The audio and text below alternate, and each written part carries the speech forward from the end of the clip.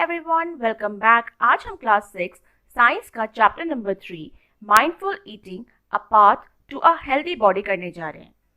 कोरक कोरक कोरक, हिट बुक, मिड बुक, रिड बुक। सुभाषित किसी समझदार व्यक्ति ने लिखा है, जिसका अर्थ है who is healthy, who is healthy, who is healthy, one who eats food that is wholesome in moderate quantities and appropriate for the season, time and place। यानी कौन हेल्दी है, यानी कौन स्वस्थ है, जो खाना सही खाता हो, मॉडरेट क्वांटिटीज यानी कि लिमिटेड खाता हो, जितने ज़रूरत है उतना, appropriate for the season, time and place, जैसे वेदर है, क्लाइमेट है, उसके हिसाब से, टाइम के हिसाब से और जगह के हिसाब से। आज का विचार है thought of the day. Medhu and Mishti read thought of the day. Medhu और मिष्टी, जैसे आप देख पा रहे हैं, इस बोर्ड पर, स्कूल नोटिस बोर्ड पर एक थॉट को रीड कर रहे हैं। Today's thought. अब ये थॉट क्या है? अनेन जातानी जीवंती तैत्रीय उपनिषद, जिसका मतलब होता है मेक्स देम क्यूरियस। इसका मतलब वो उनको जानने की इच्छा हुई। Mishti tells Medhu that is a Sanskrit saying which means food gives life to living beings. Mishti ने मेधु से कहा कि ये संस्कृत का श्लोक है, जिसका मतलब है food gives life to living beings. Living beings यानी human beings, animals and plants, इन सबको जो जिंदगी देता है वो फूड है, यानी खाना। Let us try to understand the significance of this saying. अब हम इसके बारे में बहुत अच्छे से समझेंगे। व्हाट डू वी ईट, हम क्या खाते हैं। एक्टिविटी 3.1 में हम ये रिकॉर्ड करेंगे। Let us record. All of us eat food every day। हम सब खाना खाते हैं daily. Food is essential component of our daily life।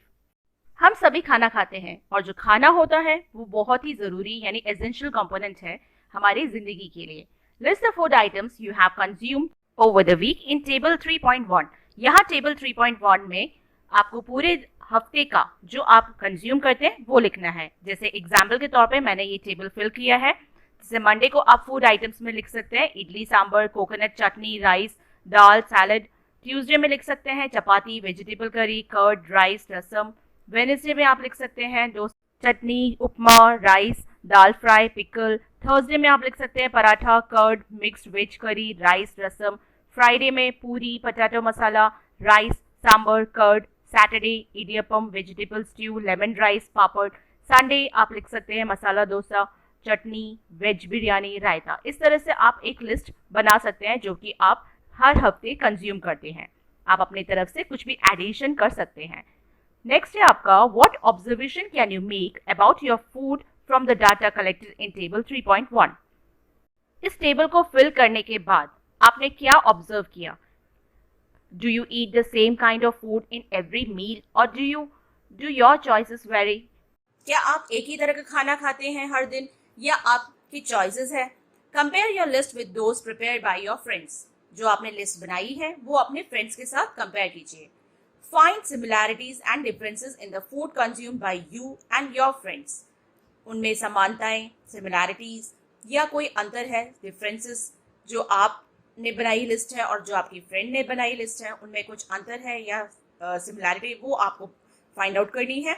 What did you find? क्या आपने फाइंड आउट किया वो बताना है। Record your findings in your notebook. अपने नोटबुक में जो फाइंडिंग्स की है उसको रिकॉर्ड कीजिए। You may have noticed that there is a variety in the food eaten by you and your friends। आपने नोटिस किया होगा कि जो हर वीक आप खाना खाते हैं और आपके जो फ्रेंड्स हर हफ्ते खाना खाते हैं, उनमें बहुत सारी वेराइटीज होंगी। Do you think that such diversity in food exists in all states of our country?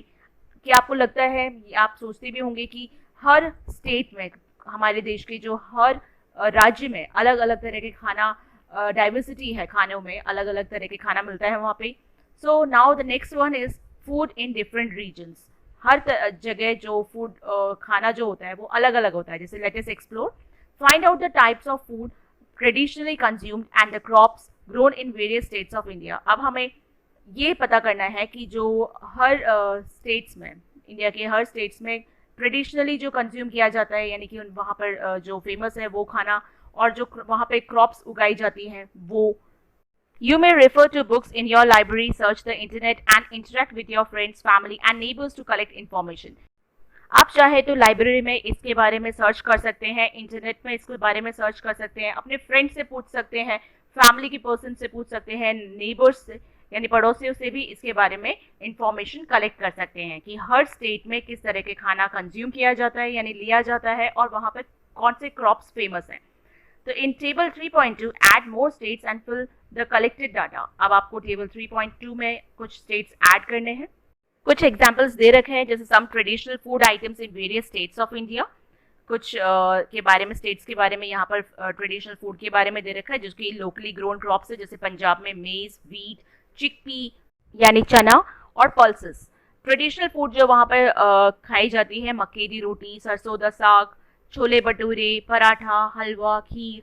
और बेवरेजेस जो वहाँ जो पिया जाता है, जैसे कि लस्सी, छाछ, जिसको बटर मिल्क भी कहते हैं, मिल्क टी। कर्नाटका में जो होता है क्रॉप्स उगाई जाती है, राइस, रागी, उड़द, कोकोनट का। और वहाँ पे जो खाना खाया जाता है, इडली, डोसा, सांभर, कोकोनट चटनी, रागी, मुद्दे, पालिया, रसम, राइस। और वहाँ जो बेवरेजेस है वो है butter milk, coffee, T. Manipur में है rice, bamboo, soybean.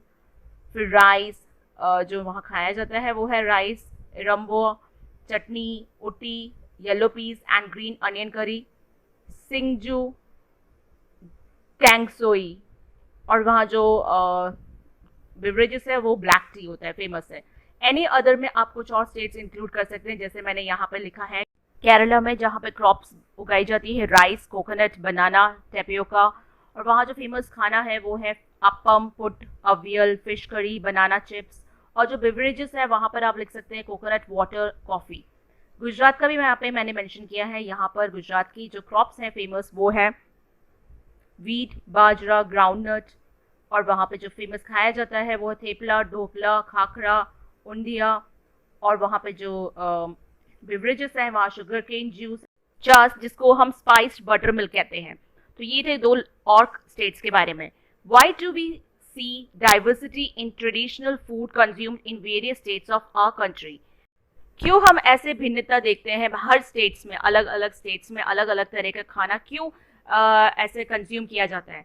Analyse the data collected by you in table 3.2। जो आपने डाटा कलेक्ट किया है उसके हिसाब से, are there food items that are common across states? क्या ऐसे कुछ आइटम्स कॉमन हैं जो कि सेम स्टेट्स, डिफरेंट स्टेट्स में पाए जाते हैं?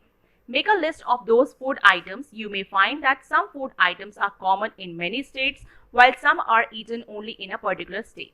आप ऐसे कुछ लिस्ट बनाइए जिसमें आप देखेंगे कि कुछ स्टेट्स जो है, कुछ 2-4 स्टेट्स ऐसे होंगे जो कि सेम तरह के खाना वहाँ पर पाया जाता है या खाया जाता है, while some are eaten। और कुछ ऐसे स्टेट होंगे जो कि जहाँ पर सिर्फ पर्टिकुलर खाना ही मिलता है, यानी कि वो बाकी स्टेट्स में नहीं खाया जाता। What relation do you find between the traditional food items and the locally grown crops? आपने क्या डिफरेंसेस इसमें पता किया कि जो खाना खाया जाता है, ट्रेडिशनली खाना खाया जाता है, और वहाँ जो क्रॉप्स उगाई जाती है उनमें क्या रिलेशन है आपस में? You must have observed that a traditional food of any state is usually based on the crops grown in that state. आपने ये नोटिस किया होगा कि जहाँ पर पर्टिकुलर खाना खाया जाता है, जैसे कि इडली, सांबर वगैरह जो जहाँ पर मान लो एक स्टेट्स में खाया जाता है, तो वहाँ पर जो क्रॉप्स भी होगी वो भी उसी तरह की उगाई जाती है। India is an agriculture country with a diverse soil and climate types. हमारा जो भारत देश है यहाँ पर बहुत एग्रीकल्चर यानी खेती बाड़ी बहुत होती है, ये कंट्री इसीलिए फेमस है। एंड यहाँ पर जो तरह तरह के सॉइल पाए जाते हैं और क्लाइमेट के हिसाब से जो चेंजेस आते हैं, टाइप्स होते हैं सॉइल के, वो भी होता है। Various crops are grown in its different regions depending on the soil types and climatic conditions. हर तरह के जो क्रॉप्स होते हैं वो तरह तरह के क्रॉप्स जो होते हैं वो तरह तरह के सॉइल्स में ही उगाया जाता है। तो उस हिसाब से जो क्लाइमेट में चेंजेस आते हैं या स्टेट्स के अंदर जो क्लाइमेट होता है उस हिसाब से ही क्रॉप्स भी वहाँ उगाए जाते हैं। In various regions of India, the choice of food may vary according to the cultivation of food crops in that particular region, taste preferences, culture and traditions. उसी तरह से भारत देश में तरह तरह के स्टेट्स में तरह तरह के क्रॉप्स उगाने की वजह से टेस्ट में भी अंतर आता है। सब लोग के टेस्ट प्रेफरेंसेस अलग होते हैं, कल्चर्स अलग होते हैं और ट्रेडिशंस भी उस हिसाब से अलग होती रहती हैं, चेंजेस आते रहते हैं। How have cooking practice change over time? किस तरह की जो कुकिंग प्रैक्टिसेस है वो समय के हिसाब से बदलता जाता है। You have learned that food habits vary across states. आपने पढ़ा कि हर स्टेट्स में खाने की जो हैबिट्स है वो अलग अलग होती हैं, चेंजेस हैं उसमें. Our food choices as well as practices of food preparation may differ from one another. उसी तरह से हमारे जो खाने के चॉइसेस है और खाना बनाने का जो प्रिपरेशन है वो भी अलग अलग है. Have our food habits and cooking practices changed over time? Time के हिसाब से हमारा जो खाने का हैबिट है और जो बनाने की जो विधि है, प्रैक्टिसेस है, वो भी चेंज होती जा रही है. एक्टिविटी 3.3 हम यही पढ़ेंगे. Let us interact and find out. Prepare a list of questions for gathering information from elderly people about their food habits and cooking practices.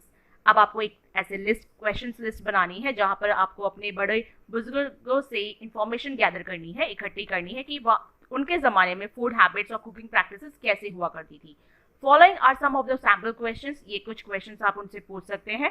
That what kind of food do you still eat and what is new. कि किस तरह का खाना आज भी आप खाते हैं और उसमें क्या चेंजेस है.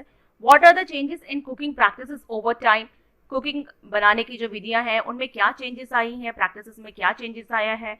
What has caused these changes. और ये चेंजेस आने का क्या रीज़न क्या है, कैसे ये चेंजेस हुए.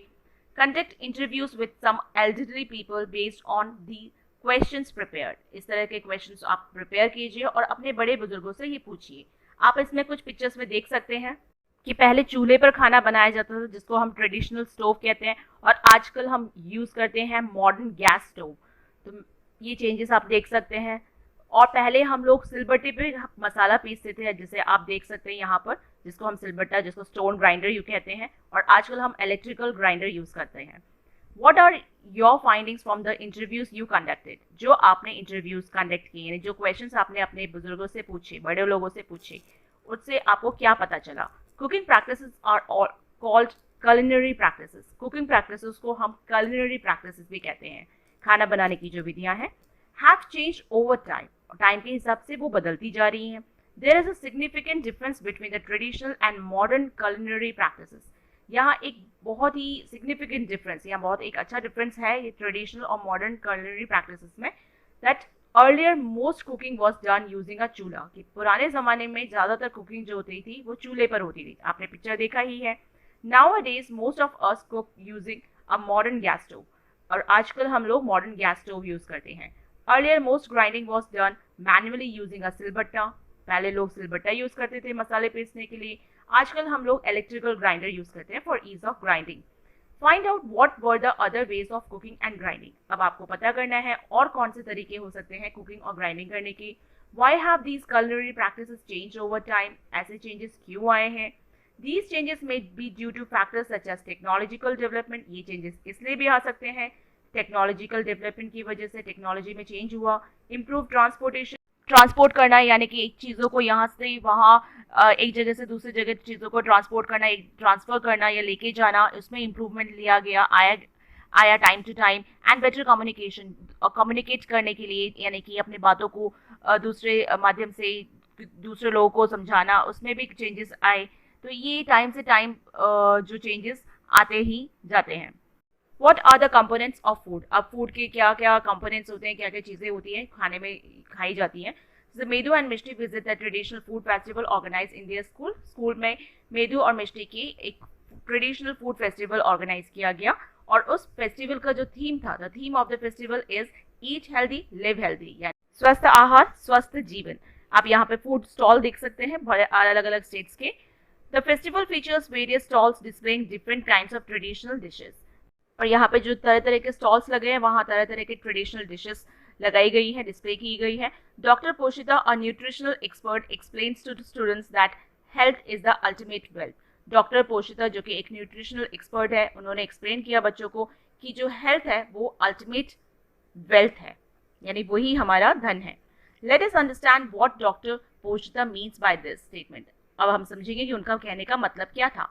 Have you ever missed a meal? क्या आपने कभी अपना खाना मिस किया है या छोड़ दिया है. How do you feel when you miss a meal? क्या होता है जब आप अपना खाना छोड़ देते हैं. We feel tired and less energetic when we do not eat for some time. कभी कभी हम जब खाना एक टाइम छोड़ देते हैं तो हम थक जाते हैं, less energy feel करते हैं. Why do you think a marathon runner drinks glucose water during and after a race? एक मैराथन रनर जो है वो ग्लूकोज का पानी दौड़ते समय और आफ्टर रेस यानी रेस खत्म होने के बाद भी पीते हैं। ऐसा क्यों? Glucose provides instant energy. Glucose जो है वो हमें बहुत जल्दी एनर्जी देता है, जैसे ही पीते हैं झट से एनर्जी मिल जाती है। Glucose is an example of a carbohydrate. Glucose जो है वो कार्बोहाइड्रेट का एग्जाम्पल है। अब कार्बोहाइड्रेट्स क्या होते हैं? Carbohydrates are one of the primary sources of energy in our diet. हमारे जो डाइट के अंदर जो सबसे ज़्यादा महत्वपूर्ण जो एक प्राइमरी सोर्स में से एक सोर्स है कार्बोहाइड्रेट्स, न्यूट्रिएंट है एक।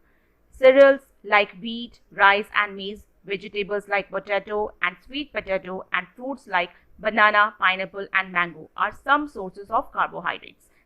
ये कुछ एग्जाम्पल्स हैं कार्बोहाइड्रेट्स के जिसे खाने से हमें कार्बोहाइड्रेट्स मिलता है या इन एनर्जी मिलती है। इस फिगर 3.2 में आप इनके डायग्राम देख सकते हैं, हर एक फ्रूट्स का, वेजिटेबल्स का। Do you know that common sugar is also a type of carbohydrate? क्या आप जानते हैं कि जो कॉमन शुगर यानी कि जो चीनी है वो भी कार्बोहाइड्रेट का एक टाइप है, एग्जाम्पल है। Why do you think we prefer to have laddus as a part of our traditional diet in winters? आपको क्या लगता है कि जो लड्डूज हैं ये हम क्यों सर्दियों में खाते हैं एज अ ट्रेडिशनल डाइट की तरह से? बेसन और व्हीट फ्लोर यानी कि बेसन या व्हीट जो आटा है and ghee are among the main ingredients of laddoos along with gond, edible gums, nuts and seeds. जो ये गोंद के लड्डू होते हैं इनमें जो इंग्रेडिएंट्स यूज होते हैं वो होता है बेसन या फिर हम आटा यूज कर सकते हैं, घी और नट्स एंड सीड्स, गोंद जो एडिबल गम है उनका यूज किया जाता है इस लड्डू को बनाने में, जो कि हम ठंड में खाते हैं। Ghee and various kinds of oils are grouped under another kind of food component which is called a fat. घी और जो ये ऑयल कंपोनेंट होते हैं ये फैट के एक एग्जाम्पल होते हैं। Yes, my grandma told me that laddus rich in ghee and nuts provide energy to keep us warm. आप इस बच्चे को देख सकते हैं, ये बोल रहा है कि जो उसकी दादी माँ है वो उसे हमेशा लड्डू खिलाती है ठंड के टाइम पर, विंटर सीजन में, क्योंकि लड्डू जो होता है उसमें घी और नट्स होते हैं जो कि हमें वार्म रखती है यानी गर्म रखती है। Sources of fats can be from plants और एनिमल्स। फैट्स जो होता है वो हमें या तो प्लांट्स से मिल सकता है या एनिमल से मिल सकता है। Nuts such as groundnuts, walnuts, coconuts and almonds and seeds such as pumpkin seeds and sunflower seeds are some sources of fats. ये कुछ examples है fats के, and fat is a source of energy. Fats जो है stored energy का काम करती है यानी हमारे body के अंदर energy हमें देती है। Carbohydrates and fats provide us energy for performing various activities. Carbohydrates और fats वो nutrients हैं जो कि हमारे body के अंदर हमें energy provide करती है, ऊर्जा देती है कुछ भी काम करने के लिए, सारी एक्टिविटीज को कोई भी परफॉर्म करने के लिए हमें एनर्जी देती है। Therefore they are called energy giving foods. इसलिए हम इनको energy giving foods कहते हैं। Identify more food items that are rich sources of carbohydrates and fats. अब आपको कुछ और भी एग्जाम्पल्स बताने हैं कार्बोहाइड्रेट्स और फैट्स के। Polar bears accumulate a lot of fat under their skin. Polar bear जो आप देख पा रहे हैं इस पिक्चर के अंदर, ये अपनी बॉडी के अंदर, स्किन के अंदर बहुत सारा फैट्स एक्यूमुलेट यानी जमा करके रखते हैं, इकट्ठा करके रखते हैं। This fat serves as an energy source, और यही फैट जो होता है इनको एनर्जी देता है। It supports them during their months long winter sleep, hibernation, enabling them to survive without eating. और यही फैट से मिलने वाली जो एनर्जी है इनको सपोर्ट करती है, इनकी मदद करती है जब सर्दियों में ये विंटर स्लीप हाइबरनेशन में चले जाते हैं। उस हाइबरनेशन में ये बिना खाने के भी काफ़ी दिनों तक, काफ़ी महीनों तक रह सकते हैं। Proteins are also an important part of our food. Protein भी हमारे खाने का बहुत ही इम्पॉर्टेंट पार्ट है। Milk products and pulses are good sources of protein. Protein के जो एग्जाम्पल्स हैं जैसे कि मिल्क प्रोडक्ट्स, दूध वाले जो प्रोडक्ट्स होते हैं जैसे कि पनीर हुआ, मलाई, मक्खन जो भी है, एंड पल्सेस दाल जो होती हैं वो सब प्रोटीन ही होता है। Sports persons need proteins in larger quantities to build their muscles.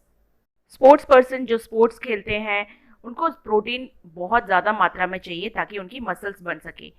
People get proteins from plants as well as animals. लोगों को प्रोटीन्स प्लांट से मिलता है और एनिमल से भी मिल सकता है। Some excellent plant sources of protein are pulses, beans, peas and nuts. कुछ जो प्लांट प्रोटीन्स हैं वो है pulses, beans, peas and nuts. और एनिमल सोर्सेज ऑफ प्रोटीन जो है जैसे कि milk, paneer, egg, fish, meat, ये सब हमें एनिमल से मिलता है। Protein rich foods help in growth and repair of our body. Protein से भरपूर जो फूड होते हैं वो हमारे ग्रोथ के लिए अच्छा है और हमारी बॉडी के रिपेयरमेंट के लिए। अगर हमें चोट लग जाती है तो वो जल्दी ठीक करने के लिए प्रोटीन ही हमारी मदद करता है। These are therefore called body building foods, इसलिए हम इसको बॉडी बिल्डिंग फूड्स भी कहते हैं। अब यहाँ पर आप कुछ डायग्राम्स देख सकते हैं, ये प्रोटीन की ही कुछ एग्जाम्पल्स हैं प्लांट प्रोडक्ट्स और एनिमल प्रोडक्ट्स के। Some sources of proteins. The right amount of protein must be included in the diet of growing children for their proper growth and development. बच्चों के खाने में अगर सही मात्रा में प्रोटीन होगा तो उनकी प्रॉपर ग्रोथ और डेवलपमेंट में मदद करेगी। Which of these food components are part of your daily diet?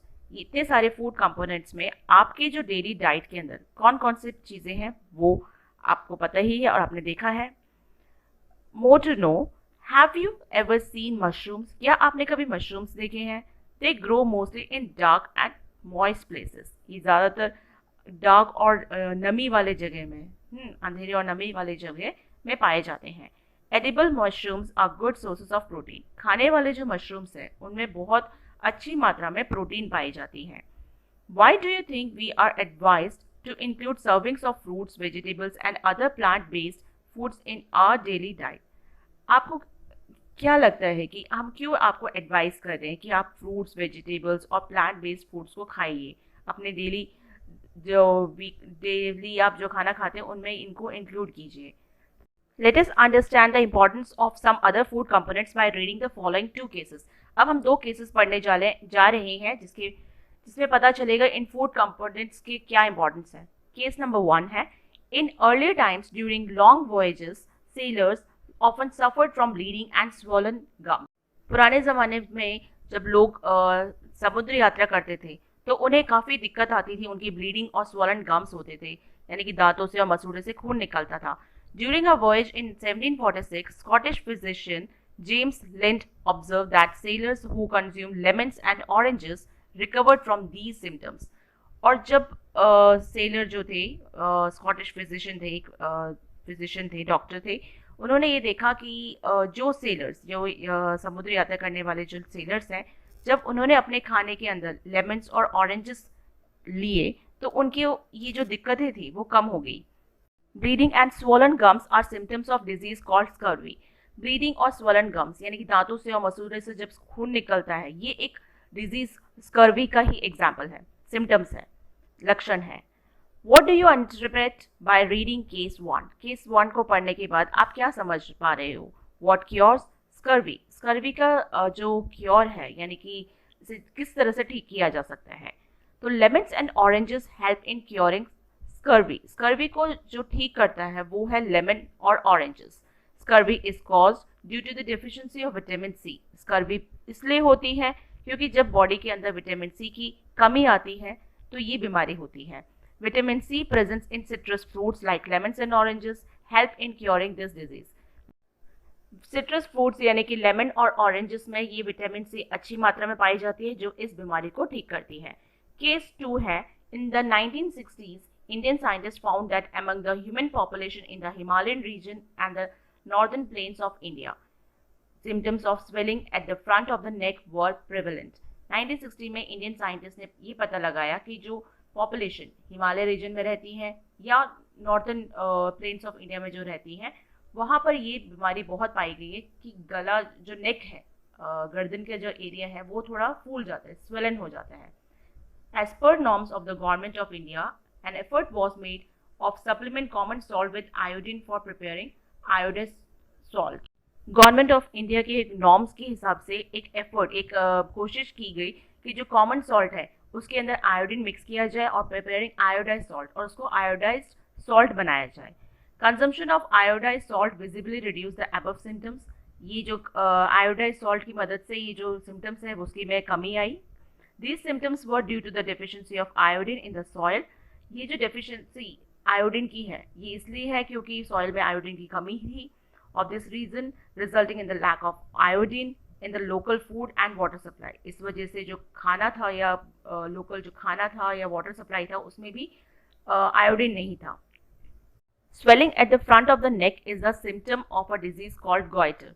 ये जो गर्दन के आगे वाले हिस्से में जब ये स्वेलिंग आती है, यानी कि जो फूल जाता है, ये एक गॉइटर डिजीज का ही लक्षण है, सिम्टम है।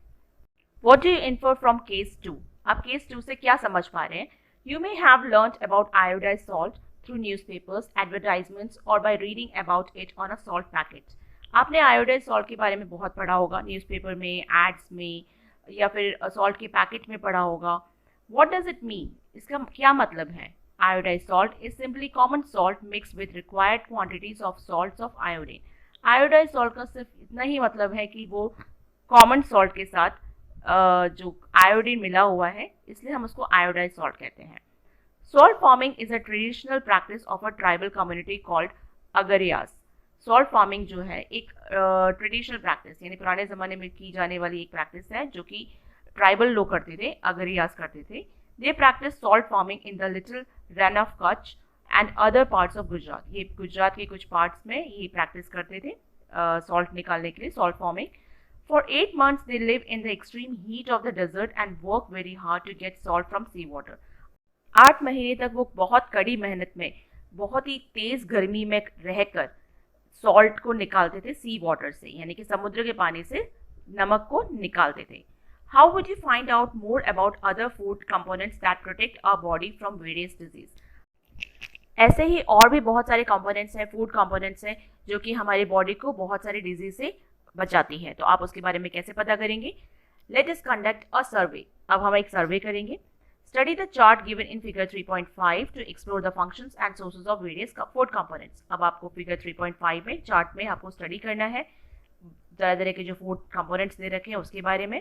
Find out more sources of vitamin and minerals. अब आपको विटामिन और मिनरल्स कहाँ से मिलते हैं उस सोर्सेज का पता लगाना है। Also understand the symptoms of the diseases caused by the lack of these food items. और ये भी पता लगाना है कि अगर इन फूड आइटम्स की कमी की वजह से क्या क्या बीमारी हो सकती है। Visit your neighborhood, interact with people and find out if any individual shows the symptoms listed on the chart. An investigatory project of this kind can be taken by the students under the guidance of the teacher. अब आपको क्या करना है? पड़ोस में जाना है, लोगों से बात करनी है, ऐसी चीज़ों के सिम्टम्स के बारे में पता लगाना है, एक चार्ट तैयार करना है। इसकी हेल्प आप टीचर से ले सकते हैं, अपने फ्रेंड से भी ले सकते हैं। Correlate these symptoms with their diet and identify the deficiency diseases or disorder. और आप इन सिम्टम्स को लिखिए, जानिए, पहचानिए किस वजह से, किसकी कमी की वजह से ये हो रहा है। Suggest the possible cause for the symptoms observed and the changes required in the diet for improvement. इतने सारे लक्षणों के कारण क्या है, सिम्टम्स ये किस वजह से हो रहे हैं, क्या क्यों दिख रहा है, इसमें कैसे बदलाव लिया जाए, कैसे किया जाए, डाइट में क्या इम्प्रूव किया जाए, इस तरह से आप उनको राय दे सकते हैं। Suggest them to visit a doctor for further advice. आप उन्हें राय दे सकते हैं कि चाहे तो वो डॉक्टर को भी विजिट कर सकते हैं फॉर फर्दर एडवाइस के लिए। यहाँ पर आप एक चार्ट देख सकते हैं जहाँ पर कुछ फूड कंपोनेंट दे रखे हैं, जहाँ विटामिन मिनरल्स है, ये हमारी बॉडी में क्या फंक्शन करता है, क्या काम करता है, कहाँ से ये मिलते हैं, सम सोर्सेज वो भी लिखा हुआ है। डेफिशिएंसी डिजीज डिसऑर्डर, यानी इनकी कमी से शरीर में क्या क्या बीमारी हो सकती है, और लक्षण सिम्टम्स क्या क्या हो सकते हैं। जैसे विटामिन ए जो है वो हमारे keeps eyes and skin healthy, हमारे आंखों को अच्छी और स्किन को हेल्दी रखता है। कहाँ से मिलता है हमें vitamin A? Papaya, carrot, mango milk से। इससे होने वाली जो बीमारी है वो है लॉस ऑफ विजन, आंखों के आगे अंधेरा छा जाता है, नाइट ब्लाइंडनेस कहते हैं उसको। सिम्टम्स क्या होंगे? Poor vision, loss of vision in darkness, night blindness, sometime complete loss of vision, कभी कभार पूरी तरह से अंधेरा छा जाता है और आंखों से दिखता नहीं है। विटामिन B1 जो है वो हमारे बॉडी के अंदर क्या करता है? Keeps heart healthy and supports body to perform various functions. Heart को हेल्दी रखता है और बाकी बॉडी पार्ट को अच्छे से फंक्शन करने के लिए मदद करता है। ये हमें मिलता है legumes, nuts, whole grain, seeds, milk products, यानी कि जो पीज होते हैं, मटर वगैरह, ये सब इनमें सब में पाया जाता है, नट्स में पाया जाता है, ग्रेन्स में, सीड्स में, मिल्क प्रोडक्ट्स में। और इससे होने वाली बीमारी है बेरी, और उसका जो सिम्टम्स है स्वेलिंग, टिंगलिंग और burning sensation in feet and hands, trouble in breathing, swelling हो जाता है, टिंगलिंग और सेंसेशन, मोटापा पैरों में और थोड़ा सा टिंगलिंग जैसे, यानी कि सुई जो चुभती है उस वैसे वाले सेंसेशन होती है फीट, हाथों और पैरों में, और ब्रीथिंग ट्रबल भी होता है। विटामिन सी है, helps body to fight disease, हमारी बॉडी को बीमारियों से बचाता है। और ये मिलता है हमें amla, guava, green chilli, orange, lemon से। इससे होने वाली बीमारी है स्कर्वी, और स्कर्वी आपने पढ़ा ही था, क्या होता है? Bleeding of gums, slow healing of wounds, यानी दांतों और मसूड़े से खून निकलना, और अगर चोट लग जाती है तो उसका ठीक होने में टाइम लगना। विटामिन डी जो होता है वो हमें मिलता है, हेल्प्स हमारी बॉडी को क्या करता है, helps body absorb calcium for bone and teeth health. हमारे बॉडी के अंदर जो कैल्शियम एब्जॉर्प्शन है या बोन्स को और टीथ को हेल्दी रखता है। विटामिन डी हमें मिलती है एक्सपोजर टू सनलाइट, यानी कि सूरज की धूप में, मिल्क में, बटर, फिश, एग्स में। इससे होने वाली जो बीमारी है उसको नाम है होता है रिकेट्स। और ये जो सिम्टम्स दिखते हैं, सॉफ्ट एंड बेंट बोन्स, यानी कि कमज़ोर बोन्स होती हैं पैरों की। आपने इसका पिक्चर देखा होगा कि पैरों की जो बोन्स होती है वो थोड़ी मुड़ी हुई होती है, तो उस बीमारी को बोलते हैं रिकेट्स। नेक्स्ट है आपका कैल्शियम। और कैल्शियम जो हमारी बॉडी में फंक्शन करता है, keeps bones and teeth healthy, वही बोन्स और टीथ को हेल्दी रखता है।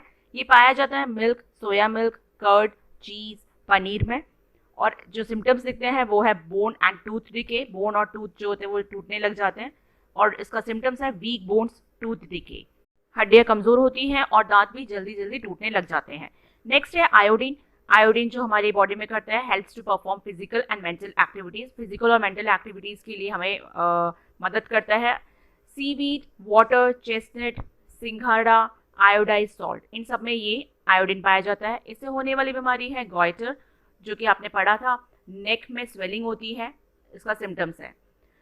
आयरन, आयरन जो हमारी बॉडी में फंक्शन करता है, important component of blood, blood में पाया जाता है, आपने सुना ही होगा ब्लड में आयरन।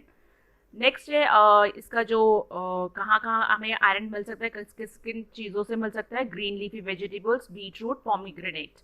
और इससे होने वाली बीमारी है अनीमिया। और इसका जो सिम्टम है weakness, shortness of breath, weakness होती है और सांस लेने में भी दिक्कत आती है। तो ये था chart of vitamins and minerals, their function, some sources, related deficiency diseases, disorders and symptoms. ठीक है, तो इन टेबल को बहुत अच्छे से पढ़िएगा, क्योंकि इसके बेसिस पे बहुत सारे क्वेश्चंस भी बनते हैं। आगे मल्टीपल चॉइस क्वेश्चंस भी, इन्हीं टेबल से रिलेटेड क्वेश्चंस भी पूछे जा सकते हैं। From figure 3.5, you have learned that vitamins A, B1, C and D and minerals calcium, iodine and iron are two groups of food components that protect our body from various disease. आपने 3.5 की chart में पढ़ा था vitamin के बारे में, minerals के बारे में, और ये वो दो कंपोनेंट्स हैं, फूड कंपोनेंट्स हैं, जो कि हमारी बॉडी को प्रोटेक्ट करती है बीमारियों से, बचाती है हमें बीमारियों से, लड़ने में मदद करती है बीमारियों से। But how can we overcome vitamin and mineral deficiency diseases और डिसऑर्डर्स? लेकिन इनकी कमी से होने वाली जो बीमारियां हैं उससे हम कैसे बच सकते हैं? तो यहाँ देखिए कुछ सोर्सेज दे रखे हैं। विटामिन ए हमें कहाँ कहाँ से मिल सकता है, विटामिन B1 हमें कहाँ कहाँ से मिल सकता है, ये आपके पिक्चर दे रखी है यहाँ पर, आप इनको रीड कर सकते हैं। ये सब जो पिक्चर्स दे रखे हैं इनमें हमें भरपूर मात्रा में vitamin A and vitamin B1 मिल सकता है। Food components that provide energy, support growth, help repair and protect our body from diseases and maintain various bodily functions are called nutrients. तो ऐसे खाने जो हमारी बॉडी में एनर्जी लाता है, हमें हमारी ग्रोथ को अच्छा करता है, बॉडी में कोई भी प्रॉब्लम आती है उसको रिपेयर करता है, बीमारियों से बचाता है, हमारे सारे फंक्शंस अच्छे से करता है, बॉडी फंक्शंस, उनको हम बोलते हैं nutrients. The major nutrients in our food includes, हमारी जो बॉडी के अंदर जो फूड के अंदर जो पाए जाने वाले जो न्यूट्रिएंट्स हैं जो हमारी बॉडी में मदद करते हैं वो है carbohydrates, proteins, fats, vitamins and minerals. Vitamins and minerals are also called protective nutrients. Vitamins और मिनरल्स को हम लोग प्रोटेक्टिव न्यूट्रिएंट्स भी कहते हैं।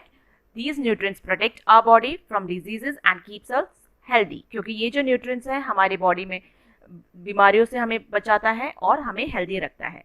Your parents may have advise you to have, आपके पेरेंट्स आपको एडवाइस करते हैं कि आपको क्या खाना चाहिए, ग्रीन लीफी वेजिटेबल्स, हरी सब्जियां, fresh fruits, whole grains, pulses and nuts are good sources of roughage. वो इसलिए क्योंकि ये बहुत अच्छी रफेज होती हैं। अब रफेज क्या होती है, ये हमारी बॉडी के लिए बहुत ज़रूरी है। आप इस पिक्चर में एक बच्चे को देख रहे हैं जो कि कह रहा है, my grandma has difficulty in passing stool, now I understand why the doctor advised her to eat food that is high in fibre. कि उसकी जो ग्रैंडमा है उसको उनको स्टूल पास आउट यानी कि फ्रेश होने में बहुत डिफ़िकल्टी होती है, जो बॉडी का वेस्ट होता है उसको हम स्टूल कहते हैं। इसलिए डॉक्टर ने उनको एडवाइस किया कि आप खाने में फाइबर ज़्यादा खाइए। और फाइबर क्या होते हैं, green leafy vegetables, fresh fruits, whole grains, pulses and nuts. Eating food that is locally grown and plant-based to the extent possible is not only healthy for the body but is also good for our environment and our planet. Healthy खाना जो कि plant based products जो होते हैं वो सिर्फ हमारी body के लिए ही नहीं बल्कि एनवायरनमेंट के लिए और हमारे प्लानट के लिए भी बहुत ज़रूरी है. It is also an essential part of our diet. पानी जो है वो भी हमारे डाइट का एक हिस्सा है, बहुत ज़रूरी. It helps the body absorb nutrients from food. इसकी मदद से हम न्यूट्रिएंट्स एब्जॉर्ब कर सकते हैं, हमारे बॉडी के अंदर एब्जॉर्ब हो पाता है. It removes waste from the body through sweat and urine. ये हमारे बॉडी के अंदर जो वेस्ट होता है उसको पानी के रूप में यानी स्वेट यानी पसीने के रूप में और यूरिन के रूप में बाहर निकालता है. We should drink sufficient water regularly to keep ourself healthy. अगर हम अच्छी मात्रा में पानी को पिएंगे तो हमारी बॉडी हेल्दी रहेगी और हमें पीना भी चाहिए. तो अब आपको पता करना है, इसमें क्वेश्चन दे रखा है, what are the food sources that provide water to our body. List a few of them. ऐसे कौन से खाने हैं जिसमें हमें पानी मिलता है, जिससे हमें बॉडी को पानी मिलता है. कुछ ऐसे एग्जाम्पल लिखिए. तो उसका आंसर में आप लिख सकते हैं, some food sources that provide water to our body are. कुछ ऐसे फूड सोर्सेज जो हमारी बॉडी के अंदर पानी लाते हैं, जैसे कि वाटरमेलन खाने से हमें पानी मिलता है, cucumber, orange, tomato, lettuce, strawberry. तो ये कुछ फूड सोर्सेज है जिससे हमें पानी मिलता है. No a scientist. साइंटिस्ट के बारे में जानिए. कोलथुर गोपालन 1918 to 2019 initiated nutrition research in India.